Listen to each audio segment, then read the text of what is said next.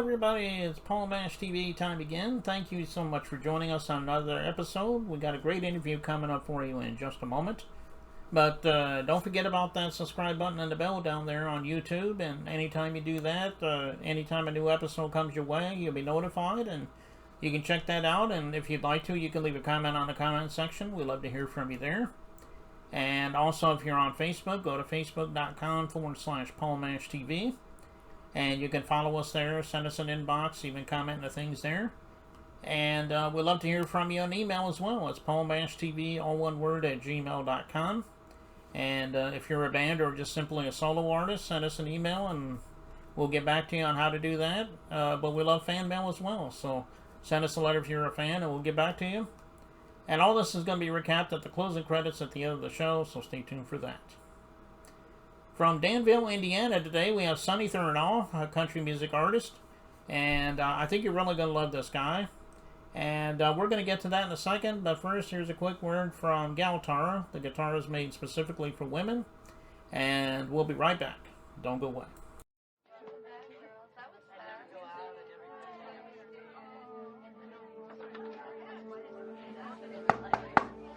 Ready in 5.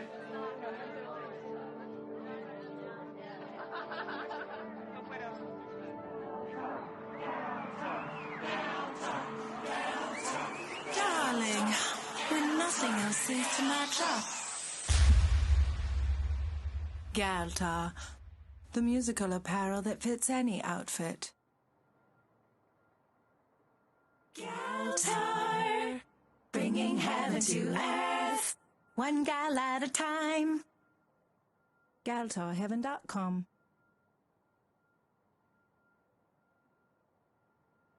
Okay, we're back, and with us from Danville, Indiana, we have Sonny Thurnall with us today. Thanks for joining us, Sonny.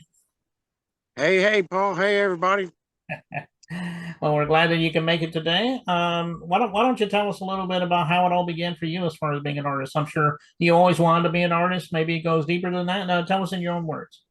Oh, yeah, Paul, I've been singing since I was in kindergarten for my classmates. Some of them are my biggest fans. I actually own many businesses throughout life, and I managed to sing. Long story short, sitting in on bands throughout my life, won 2 or 3 karaoke championships throughout life. And then 2012, I had a heart attack, and I thought life was over. And I sat at my buddy's pond across the street from where I grew up at for about 2 years, thinking there wasn't nothing left in life. I'd lost my company and sold all my equipment and everything, tried to pay my hospital bills, and I lost it all. And I didn't know what to do with myself no more. And one day, one of my buddies, I'd stayed over at his house, and I didn't know what to do with myself anymore. And he said, "Well, Sonny, you still sing, man. It ain't going to cause you any problems. Why don't you come singing with us?" So I did. Next thing I know, about a week later, he says, "Hey, they're looking for a country music singer who thinks they're all that." I says, "Well, that excludes me." I says, "No, I wouldn't fit in that boat." He says, "But you're so good at it." So, longer story short, I went and auditioned, won that contest that year. It was about 7 years ago. Had 12 sold out concerts in Indianapolis area, and wound up that year going down to Nashville in November. And Gary Sadker with Magenta Record Labels got a hold of me and said, "Hey, look, let's get you down here and see if we can record some music, see where we can take you and what you can do with it." So I went and recorded If It Ain't Country, and that was my first trip to Nashville. And right off the bat, it was there was a tour bus coming down the road on Music Row, and he says, "Oh, Sonny, this is it. You're gonna really like this." I said, "Why? What's up?" And he says, "Well, they don't know who you are. That's tour bus about to stop." And I said, "Well, for what?" He says, "Here," reaches in his pocket. He says, "You're gonna be signing some autographs in the mail." I says, "Really?" He says, "Just sign them. You'll see. Go with the flow." And all these people get off this tour bus. "Hey, who are you?" I'm an artist standing out in front of a recording studio for the very first time. And I've got all these people wanting my autograph. Well, sure. So it went from there. and just kind of escalated. I went back a few months later, recorded my first album, Hell to Pay. Been touring ever since, making my name known in Nashville and around the world a little bit. Uh, I've gotten 6 worldwide hits since that day. I've got hit awards for 3 triple platinum hits, 3 triple gold hit awards. Um, I've been Entertainer of the Year award, Mississippi's Male Vocalist of the Year, and Traditional Country Artist of the Year. And along with many, many other nominations and awards I've gotten, those are some of my top ones. And my music right now, I've got my new album out, Hell to Pay Again. It's got some of the songs on it from the first album, and 4 or 5 new ones. And it's doing pretty good out there right now. Everybody can get it wherever you get your music at. iTunes, Apple Music, Amazon. They can put me on their playlist on Spotify, all that stuff. You can find me everywhere. And our tour this year is going real great. Um, I actually go, I believe it's this weekend. I don't have it in front of me, but I think we're heading to Michigan. We've got a couple big shows up there we're doing on Saturday, Clio, Michigan, I think, with Eddie T Band.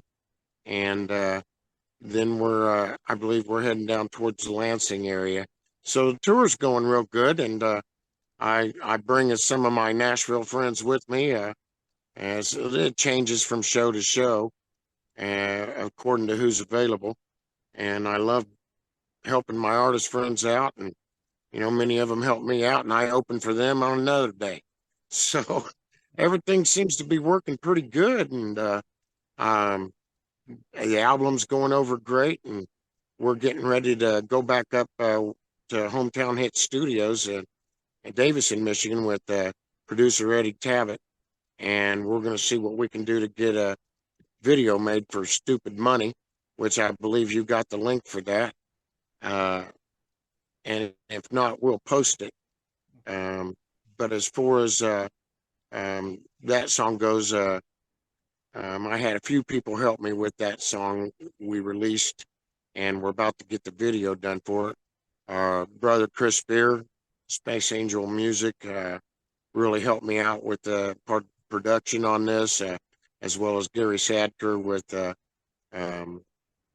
Magenta Record Labels, and Eddie Tabbitt with Hometown Hit Studios. It took all of them to get this song the way it is, and the production that we had on it, and it's out of this world. So we're going to try to see if we can get a video to match it.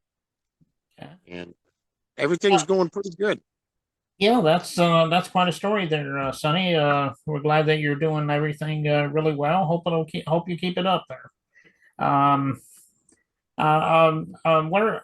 What were some of the artists you grew up with that influenced you to be? I mean, I'm sure all the legends come to mind, but Oh, well, I grew up in the rock and roll world, and I wasn't much for country back there when I was growing up, a teenager in the 70s.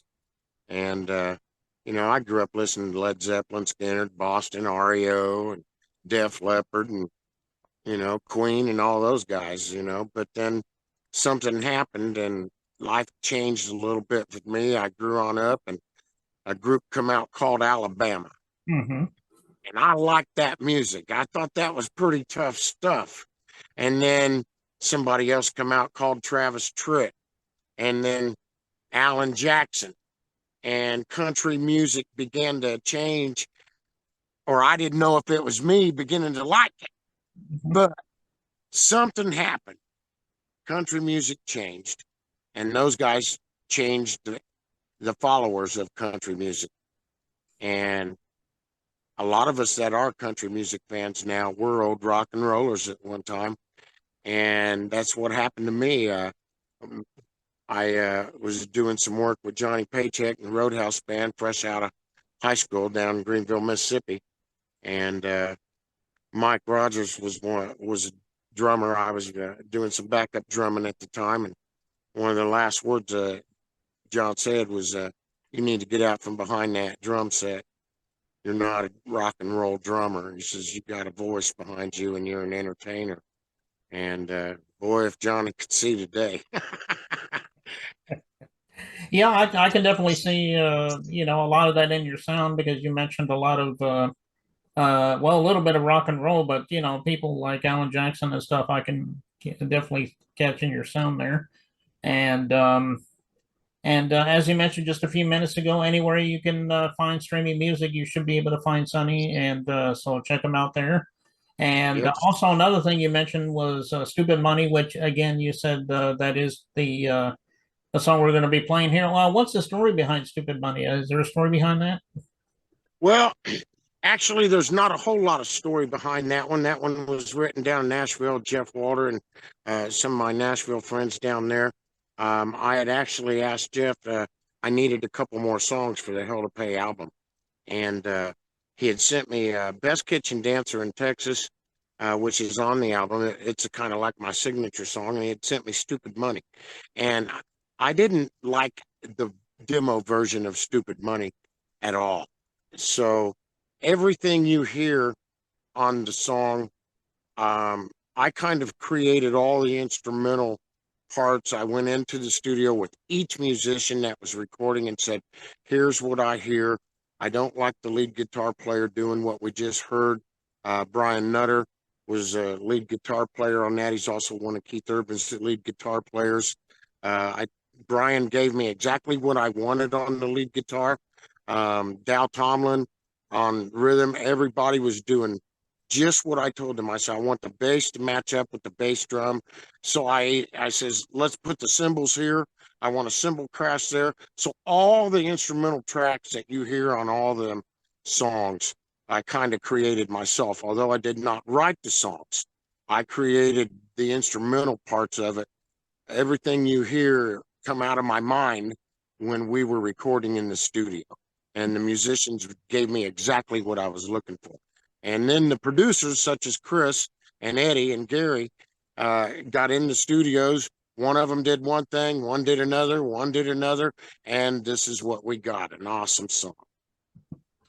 Okay, well, it is a great song, and we're going to watch that, like I said, in just a moment. But before we get into that, I want to thank you, Sonny, for being on the show. We'd love to have you back again sometime. If you want to plug something new, maybe we'll have you back on.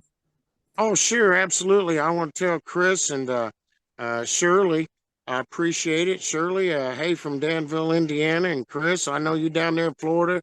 You in Maryland. I hope you all doing great. And I wanted to say thanks again for all the help and everything that you guys have given me. And Paul, you too. Appreciate the interview. I'm hoping that everybody checks it out, and I'm going to be able to post the link here real soon. And everybody have a great evening. I'm looking forward to coming maybe to a local town near you.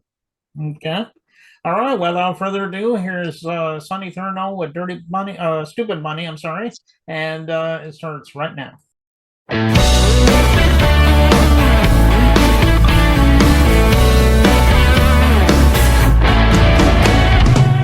I got a buddy's got a cousin who got in on the ground floor of Microsoft. Every quarter gets a six-figure check, man, he likes to show it off.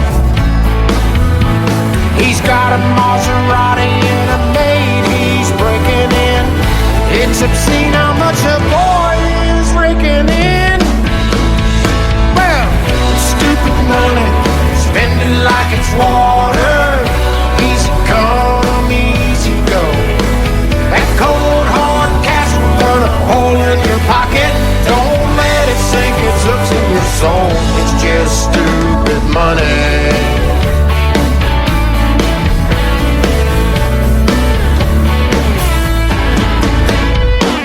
My granddaddy's got 1,000 rolling acres of timberland in Tennessee. A big developer came round, said, old timer, I want that property. Grandpa told him, take his checkbook and his postage stamp lots. I won't let you rake this land for all the gold you got. It's stupid money, spend it like it's water. Easy come, easy go.